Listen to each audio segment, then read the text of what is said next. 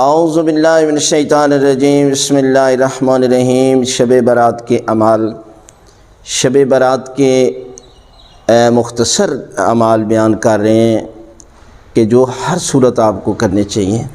اس میں پہلا عمل ہے غسل کرنا، یعنی آپ کو شب برات کی شب شروع ہو جاتی ہے، شروع ہو جائے تو پہلا عمل غسل کرنا ہے، اور اسی غسل کے ساتھ جو ہے وہ آپ نماز بھی پڑھ سکتے ہیں۔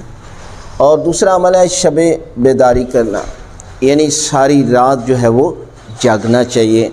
حضرت امام زین العابدین علیہ السلام فرماتے ہیں کہ جو بندہ شب برات کو ساری رات جاگتا رہتا ہے، عبادت کرتا ہے، تو اس دن کہ جب سب دنیا کے دل مردہ ہوں گے، اس کا دل مردہ نہیں ہوگا بلکہ خوش و خرم ہوگا، اور اس دن یہ مطمئن ہوگا۔ اس لیے اس رات کو شب بیداری کرنے۔ تیسرا ہے زیارت امام حسین علیہ السلام پڑھنا، یہ سب سے بہترین عمل ہے۔ تیسرا کہ آپ جو ہے وہ کسی چھت پر یا کھلے آسمان پر یا اسی جگہ پر بھی جو ہے وہ جس طرح نماز کے بعد زیارت امام حسین علیہ السلام پڑھتے ہیں، وہی ایک لفظ کہہ دیں، السلام علیکم یا ابا عبداللہ الحسین، اور اس کے بعد 2 رکعت ہدیہ زیارت امام حسین علیہ السلام نماز پڑھ لیں تو یہ عمل جو ہے وہ مکمل ہو جائے گا۔ چوتھا عمل ہے صلوات پڑھنا، زیادہ سے زیادہ اس رات جو ہے وہ آپ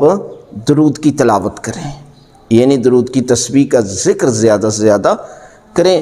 اور اس کے بعد ہے دعائے کمیل پڑھنا، 5واں عمل ہے دعائے کمیل کو پڑھیں، جو اس رات کا بھی بہترین عمل ہے۔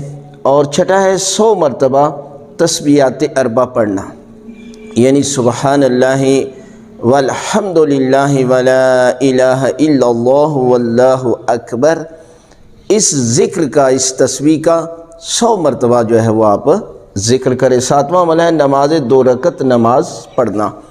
حضرت امام جعفر صادق علیہ السلام سے پوچھا گیا کہ اس رات کی بہترین دعا کیا ہے، تو آپ نے فرمایا کہ نماز عشاء کے بعد 2 رکعت نماز پڑھنا ہے، اور اس میں سورہ الحمد کے بعد سورہ کافرون، اور دوسری رکعت میں سورہ الحمد کے بعد سورہ توحید یعنی قل هو اللہ احد کی تلاوت کرنی ہے۔ یہ 2 رکعت نماز پڑھیں۔ 8واں ہے نماز جعفر طیار کا پڑھنا، عام ویڈیو بنا چکے ہیں اور اس میں تفصیلاً نماز جعفر طیار جو ہے وہ مکمل طریقہ بتایا گیا، اس کو بھی پڑھنا چاہیے۔ 9واں عمل ہے 4 رکعت نماز، ہر رکعت میں سورہ الحمد کے بعد 100 مرتبہ سورہ توحید کی تلاوت کریں، یہ 4 رکعت نماز پڑھیں۔ اور 10واں عمل ہے 100 رکعت نماز پڑھیں، ہر رکعت میں سورہ الحمد کے بعد 10 مرتبہ سورہ توحید کی تلاوت کریں، یعنی 100 رکعت نماز، ہر رکعت میں سورہ الحمد کے بعد 10 مرتبہ سورہ توحید کی تلاوت کریں۔